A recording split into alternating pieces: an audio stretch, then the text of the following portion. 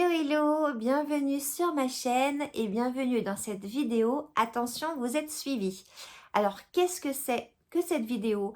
Pour les nouveaux abonnés que je remercie et puis pour ceux qui tomberaient comme ça sur une de mes vidéos, c'est simplement, j'essaye tous les mois ou tous les 2 mois de vous parler de ce que je regarde à la télé, des films que j'ai vus, des séries que je suis, des chaînes YouTube, des applications que j'utilise. Bref, vous allez voir tout ce que j'ai regardé au mois de septembre et ce début octobre. C'est parti!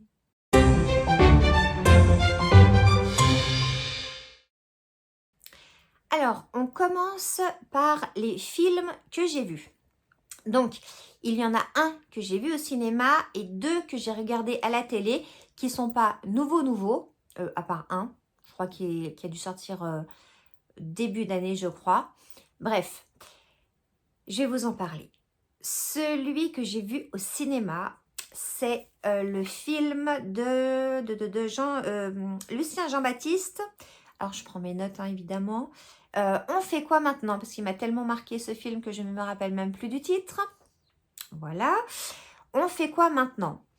Alors, sur l'affiche, franchement, les noms, ça donnait vraiment envie. Donc, Lucien Jean-Baptiste, que j'aime beaucoup.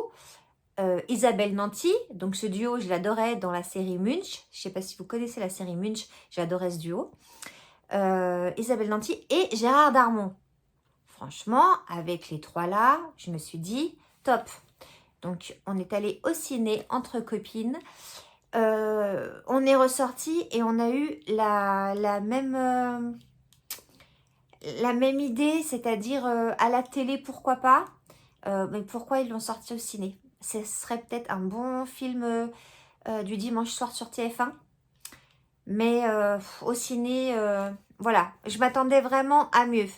Alors l'histoire, sans rien vous spoiler, c'est l'histoire de Lucien Jean-Baptiste qui est un cadre de 58 ans qui est licencié et qui va essayer de monter sa propre boîte parce que à 58 ans, c'est compliqué de trouver un nouveau boulot. Donc voilà, le thème, c'est sur le travail des seniors, etc. Donc le thème, voilà, il était assez sympa. Je pensais. Non. Non, parce que on n'a pas ri. Au bout d'une heure, j'ai regardé mon téléphone portable pour savoir quelle heure il était. Donc, c'est très, très mauvais signe. Voilà, non, Attendez, enfin, je vous conseille pas d'aller le voir au ciné. Je ne sais pas si vous l'avez vu et je ne sais pas si vous êtes du même avis que moi. N'hésitez pas en commentaire à me le noter. Mais pour moi, si je devais vous dire quelque chose concernant ce film, c'est attendez qu'il passe à la télé. Voilà. Malheureusement, bien déçue parce que franchement, avec le casting qu'il y avait, c'était... sur le papier, c'était joli, quoi. Après, voilà. Comme je vous dis, c'est un thème qui est important. C'est un bon thème, mais je m'attendais à rire un peu plus. Je m'attendais peut-être à avoir plus d'émotions, je sais pas. En tout cas, voilà. Un petit flop pour moi, pour ce film.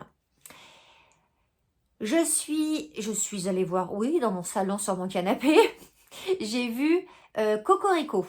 Cocorico, c'est un film de 2024 qui vient de sortir sur Canal. C'est avec Didier Bourdon et Christian Clavier. J'ai regardé ce film avec mon loulou et voilà. Alors, comme d'habitude, je savais que c'était une valeur sûre parce que j'adore plus que tout Christian Clavier. Dans tous ses rôles, j'adore Christian Clavier. Et ce film, il m'a pas déçu, il m'a fait rire. Non, vraiment, c'était top. Je me souviens des fous rires qu'on a piqué avec mon loulou sur le canapé, c'était top. Donc vraiment, voilà, moi j'ai beaucoup adoré ce film. L'histoire de ce film, c'est un couple de jeunes qui vont se marier et qui qui se font rencontrer. Oh, ça va très joli ça. Les parents se rencontrent, voilà. Les parents se rencontrent pour la première fois. Les uns simples, c'est-à-dire directeur d'une concession Peugeot, Didier Bourdon. Les autres riches, avec des hectares de vignes, un énorme manoir, Christian Clavier. Et la jeune fille, donc la future mariée, a décidé de prendre un cheveu par-ci, un poil de barbe par-là, pour faire des tests ADN et voir de quelle nationalité sont ses parents et ses beaux-parents. Je ne vous en dis pas plus, mais enfin, moi j'ai trouvé excellentissime. Donc voilà, donc si vous pouvez, si vous avez Canal, ou sinon je pense qu'il passera bientôt sur TF1, n'hésitez pas, Cocorico, c'est vraiment un super film. En plus avec des super acteurs, donc Didier Bourdon, je ne me rappelle plus de Sylvie Testu, Christian Clavier, et je ne me rappelle plus de la femme, entre guillemets, dans le film de Christian Clavier, je ne sais plus, mais très très bonne actrice. Voilà, on a passé un bon moment, on a bien rigolé, ça fait du bien. Cocorico, vous pouvez y aller. Mon avis, on est bien d'accord que c'est mon avis. Et sinon, dernièrement, hier ou avant-hier, je sais plus, j'ai regardé un film, ça faisait longtemps que je voulais voir ce film. Donc je l'ai vu aussi sur Canal Sat ou Canal, je sais plus, bref, à la télé, en replay. C'est un film que je voulais voir il y a longtemps. Et malheureusement, Michel Blanc n'est plus. Et c'est un film avec Michel Blanc. Et bizarrement, ou bêtement, ou je sais pas en fait. Mais il n'était plus là, il est décédé. Et j'ai dit, ah ben c'est le moment que je regarde ce film. Je ne sais pas pourquoi. Bref. J'ai dit beaucoup de bref, je crois. Je vais essayer de dire moins de bref. J'ai regardé Marilyn et son juge.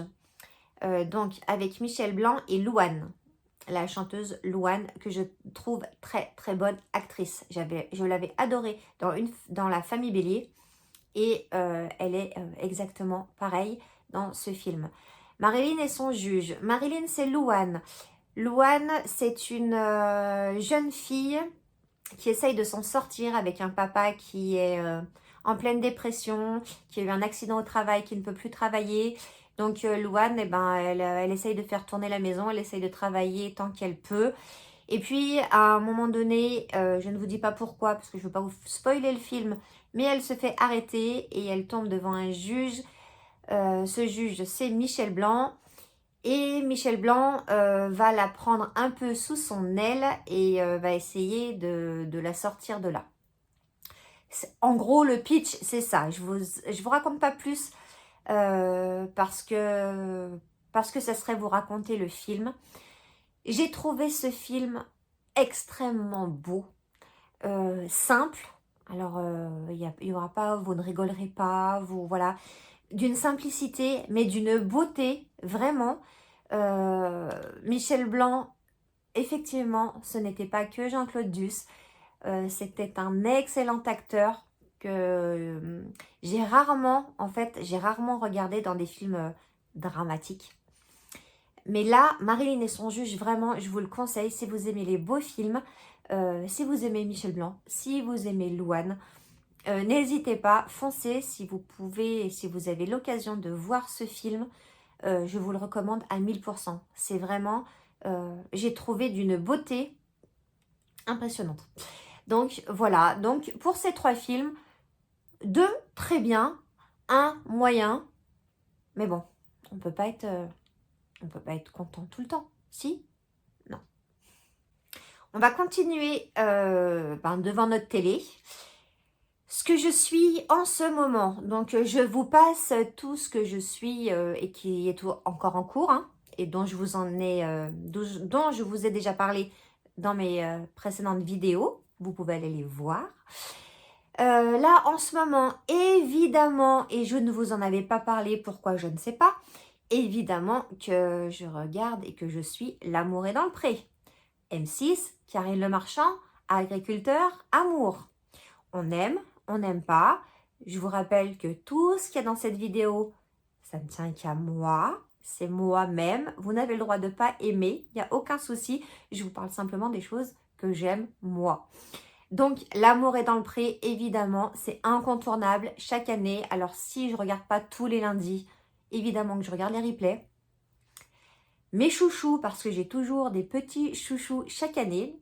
Donc, cette année, alors je ne sais pas si vous regardez, hein, ça va peut-être rien vous dire, mais je vous dis quand même. Cette année, mon chouchou, il s'appelle, petite note, il s'appelle Christophe. Christophe qui a fait son coming out à environ 40 ans, marié, 2 enfants je crois, qui n'osait pas dire qu'il était homosexuel et qu'à 40 ans, il s'est révélé, il a divorcé et il s'entend très bien avec son ex-femme, mais le fait est que, voilà, et donc il cherche un amoureux. Et j'ai trouvé tellement touchant les premières images des speed dating, les premières images quand le premier arrive à la ferme et tout. Il est tellement touchant cet homme que vraiment je lui souhaite plein d'amour. Vraiment, vraiment. Parce que je l'ai trouvé, voilà, c'est mon petit chouchou. Et est-ce que j'en avais mis un autre? Non. Alors les autres, ils sont bien. Enfin voilà, j'adore regarder. J'aime bien le petit Valentin. C'est le plus jeune, je crois. De la saison, je crois qu'il a 26 ans, un truc comme ça.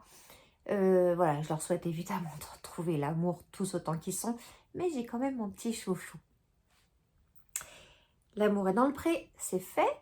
Et puis, évidemment, j'ai regardé la nouvelle émission de Laurent Ruquier le vendredi soir sur TF1, sur la 1. Le maître du jeu. Je regarde, ouais. Le maître du jeu. Alors, j'aime bien ce genre d'émission parce que vous savez que j'adore les traîtres qui sont sur M6. Je me suis dit, ça va être un petit remake des traîtres. Alors, non, dans le sens où il faut qu'ils trouvent dans les maîtres du jeu, dans le maître du jeu, le maître, c'est une personnalité connue qui est cachée dans sa maison, qui a invité des autres personnes connues. Et ces autres personnes connues doivent deviner l'identité de la personne qui a invité, donc du maître du jeu. Donc, voilà. Ça me fait penser un peu au traître dans le sens où, dans les invités qui cherchent l'identité du maître du jeu, il y a une personne qui est complice du maître du jeu. D'accord ? Et à chaque fin de journée, ils font un petit conseil qu'ils appellent, je ne sais plus comment, le truc de la confiance ou je ne sais pas quoi, où ils éliminent quelqu'un en pensant que c'est le complice. D'où, ça m'a fait penser un peu à la table ronde des traîtres. Donc voilà, j'ai regardé la première émission parce que j'adore la plupart, même tous je crois, des personnes qui sont à l'intérieur. Donc je ne vais pas vous spoiler parce que si vous regardez, si vous n'avez pas regardé, si vous voulez regarder en replay, je ne vous dis pas qui a été éliminé. Mais on pouvait retrouver Catman, Frédéric Diffenthal, je ne sais plus le nom de l'actrice qui joue Astrid. Je ne sais pas si vous connaissez cette série que j'adore et j'espère qu'elle va revenir.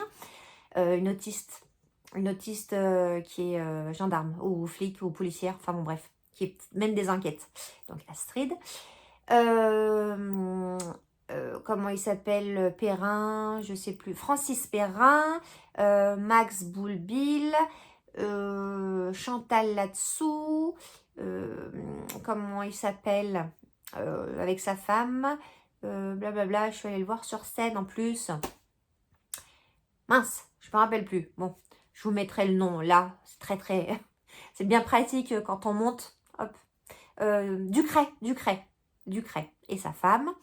Bref, plein de personnalités que j'aime beaucoup. Donc, je vais regarder encore un petit peu. J'ai peur que ça me saoule un peu, je ne sais pas. Je ne sais pas, il y a Elsa Bois aussi, ouais, ça arrive. Elsa Bois, la danseuse professionnelle. Donc voilà, donc on ne sait pas. Alors moi, j'ai envie de regarder pour savoir qui est le maître du jeu, évidemment. Donc je cherche aussi. Il y a des indices, il y a des choses comme ça. Donc moi, je suis très joueuse. Voilà, je sors des noms, des trucs, des mûches, je cherche des indices avec les autres, évidemment.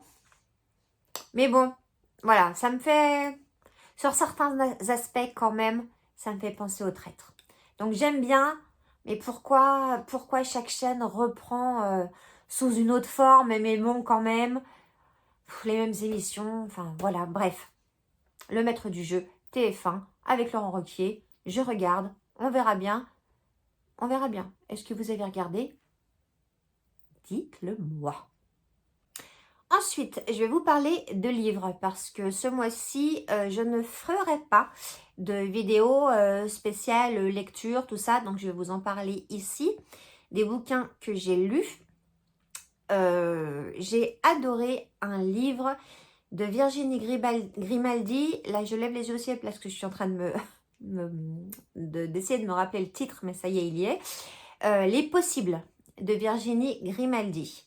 J'ai vraiment accroché à ce bouquin, alors que dans les livres, j'aime bien un peu rire, ou j'aime bien que ça me... Comment? Un peu, voilà, du développement personnel, du feel good, des choses comme ça. Celui-là, ça parle des aidants en fait. Je crois que ça s'appelle comme ça, les aidants. C'est-à-dire les personnes qui s'occupent de personnes de leur famille, des personnes généralement âgées, et qui s'en occupent à plein temps.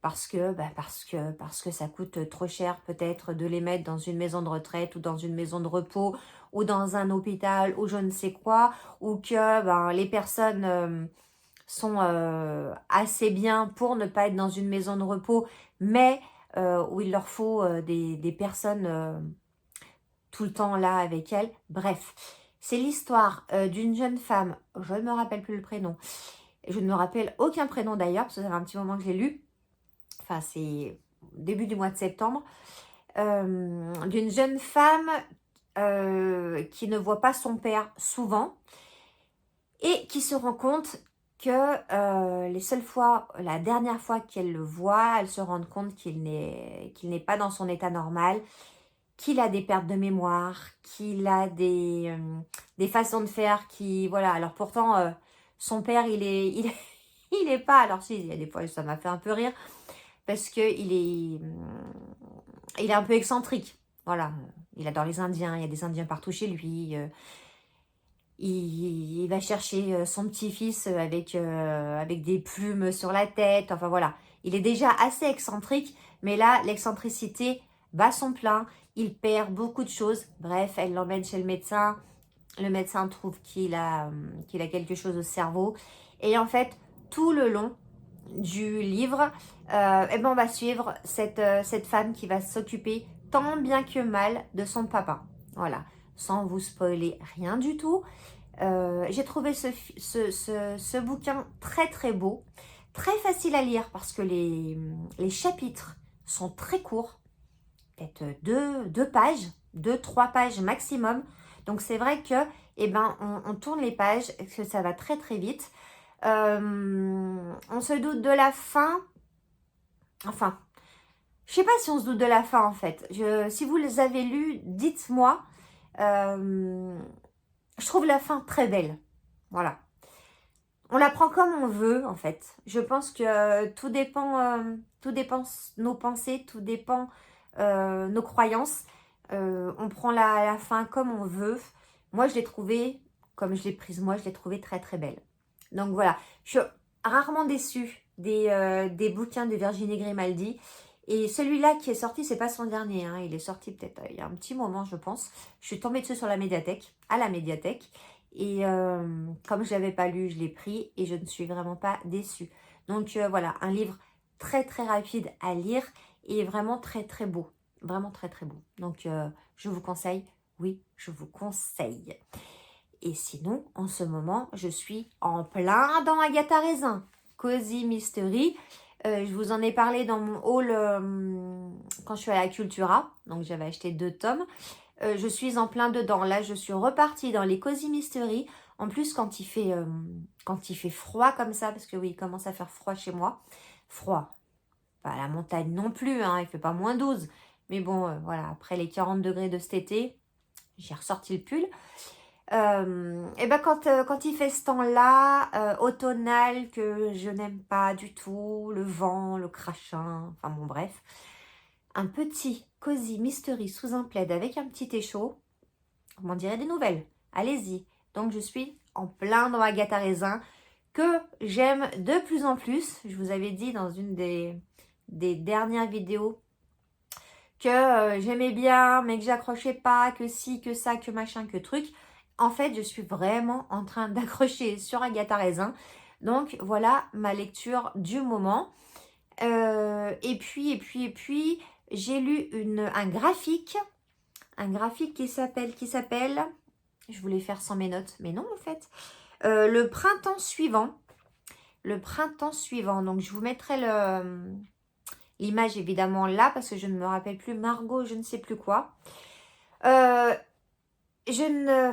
part les BD, genre Astérix, Boule et Bill et Marsupilami, j'en passe, je n'avais jamais lu de graphique. J'ai vu beaucoup de personnes qui en lisaient, qui aimaient beaucoup, donc j'ai tenté, j'en ai pris un à la médiathèque. Est-ce que j'ai pris le bon? Je ne sais pas. C'est pas que je n'ai pas aimé, pas du tout. Mais celui-là, c'est des petites histoires. En fait, comment vous dire? Le début, c'est on voit une maison, une maman, un papa, une petite fille. On se rencontre et on comprend dans les images que le papa a quitté la maison. Et tout le long, ça va être des petites histoires. Donc, j'imagine que c'est la fille, parce que j'ai pas très bien compris. Mais bon, je me suis imaginé que c'était la petite fille qui grandissait et qui avait différentes histoires d'amour et qui avait peur que son copain, que son chéri, que son mari partent comme son papa. Il me semble que c'est ça. Si vous avez lu, si je suis dans le faux, n'hésitez pas à me le marquer. Parce que, et on en discute, mais je pense que j'ai compris ça. Et mon problème, voilà, avec le graphique, est-ce que j'ai pris le mauvais graphique pour commencer? Peut-être. Parce que j'ai trouvé bizarre. C'est pas que j'ai pas aimé, mais j'ai trouvé bizarre. C'était pas dans la longueur, c'est pas comme un bouquin où il y a une histoire, un début, un milieu, une fin. Enfin, voilà. Et j'ai peut-être pris le mauvais. Mais bon, voilà ma première expérience avec un graphique. Je vais retenter l'expérience avec un autre et peut-être que je demanderai à la petite dame de la médiathèque de me conseiller. Bonne idée. Sur YouTube, vous savez, je vous le répète à chaque fois, que je suis des chaînes YouTube. J'en ai découvertes 2. Alors, une, parce que j'ai toujours mon problème de genou, parce que quand ça va pas au top, on dit qu'il faut se bouger, que je ne veux pas aller dans une salle de sport. Donc, j'ai décidé de refaire du sport parce que j'avais arrêté. Bref, je refais du sport à la maison tous les matins ou un jour sur 2, mais au moins un jour sur 2. Et j'ai découvert une chaîne qui s'appelle Soline Adapte ton sport. C'est ça? C'est ça, Soline Adapte ton sport. Et je suis ses vidéos quand elle fait des séances sur une chaise. Vous savez, on se met, voilà, hop. Et puis, c'est les bras, c'est les jambes. Ça fait super bien tout travailler. J'aime beaucoup ces vidéos parce qu'elles sont simples. Parce qu'il n'y a pas de fioriture. Elle explique super bien les respirations, les mouvements pour pas se faire mal au dos, nanani, nanana. Parce que quand on est à la maison, faire du sport, on peut tout de suite vite se flinguer, voilà, quand on ne sait pas très bien faire. Bon, moi, j'ai un petit peu l'habitude en tant que prof de danse. Si mes élèves passent par là, souvent je leur dis « gainez-vous ». Donc, généralement, quand je fais du sport ou quand je danse, je suis généralement gainée. Mais voilà, on fait vite de se faire mal. Donc du coup, elle explique super bien. C'est des séances, enfin moi ce que je fais, c'est des séances de 30 minutes. On sent que ça travaille, on sent les bras qui travaillent, on sent que ça chauffe les cuisses, les fessiers, tout ça. Elle est très agréable, elle est bien. Donc vraiment, voilà. Si vous voulez des petites vidéos courtes de 30 minutes pour faire du sport chez vous et sur une chaise, je n'avais jamais essayé. J'avais essayé contre le mur, mais j'avais jamais essayé sur une chaise. C'est pas mal. Pas besoin de tapis, pas besoin de rien du tout. On a tous une chaise chez soi, donc c'est top. Bah voilà, n'hésitez pas. Soline adapte ton sport. Et la deuxième que je regarde beaucoup en ce moment parce que je me suis mise à la couture et que j'ai besoin qu'il y ait quelqu'un avec moi pour me montrer encore comment il faut faire parce que je suis débutante. Hein. Alors je fais des sacs, voilà, j'essaye de faire le maximum de choses. Mais j'ai besoin qu'on m'aide un petit peu et puis surtout j'ai besoin d'idées. Et les idées, je les prends sur YouTube. Et alors là, je crois qu'il faut que je regarde parce que c'est Sewing Co. Non, Sewing So et la cabane à coudre. Je vous mettrai de toute façon tout en barre d'informations. Sewing Co et la cabane à coudre. Je trouve qu'elle explique extrêmement bien, surtout pour moi qui suis débutante, hein, parce que ça fait quelques mois que j'ai commencé à coudre, hein, pas non plus... voilà quoi. Je n'en suis pas encore à me faire mes vêtements. Hein. Je me suis fait un petit short pour cet été. J'ai été très fière. Mais voilà, ça s'est arrêté là concernant les vêtements. Elle explique super bien. Elle nous montre bien. Voilà, si vous avez commencé la couture il y a peu de temps, je vous conseille extrêmement cette chaîne YouTube. Et en plus, elle est bien rigolote. Donc voilà. Je l'aime beaucoup. Et enfin, au niveau des séries. Alors, au niveau des séries, j'ai terminé The Good Wife, que j'ai adoré. Des saisons à n'en plus finir. 8 ou 9 saisons, hein, à une vingtaine d'épisodes. Donc, je sais qu'il y en a beaucoup qui n'aiment pas les longues séries comme ça. En tout cas, moi, j'ai adoré The Good Wife. C'est une série d'avocats, un peu politique aussi. Et j'ai vu qu'il y avait... Alors, je pensais que c'était une suite. Et je suis en train de la regarder. The Good Fight. Alors, The Good Fight, c'est avec quelques protagonistes de la série The Good Wife. Pas tous. Est-ce que j'aime? Alors oui, je l'aime parce que il y a toujours cette histoire d'avocat, d'affaires au tribunal, de choses comme ça que j'adore. En revanche, je trouve que The Good Fight est très, très, très politisé. Beaucoup plus que The Good Wife. Et beaucoup plus parce que... attendez, j'ai un problème de... Voilà, me voilà. Beaucoup plus parce que ça parle des élections. Donc, c'est une vieille série hein, parce que Trump était au pouvoir. Non, on n'était encore pas au pouvoir, mais c'était pendant les élections, donc en 2020. Et on parle beaucoup de Trump, des élections, de tout ça. Donc, c'est pour ça, c'est beaucoup, beaucoup politisé. Je trouve dommage. Je continue à regarder. Quand ça me saoulera vraiment, j'arrêterai. Tant pis. Mais j'aime beaucoup, quand même. Parce que j'aime beaucoup les séries avec les avocats. Vous allez commencer à le comprendre. D'ailleurs, si vous en avez à me soumettre, que je n'aurais encore pas vu, n'hésitez pas. Je sais que fin octobre, non, 17 octobre, 17-20 octobre, je ne sais plus, une nouvelle saison de la Défense Lincoln va sortir. Et là, je suis comme une dingue. Ça parle de quoi? Allez, 2 secondes pour vous dire de quoi ça parle. D'avocat, évidemment. Mais la Défense Lincoln, trop, trop bien. Donc, j'attends la nouvelle saison avec impatience.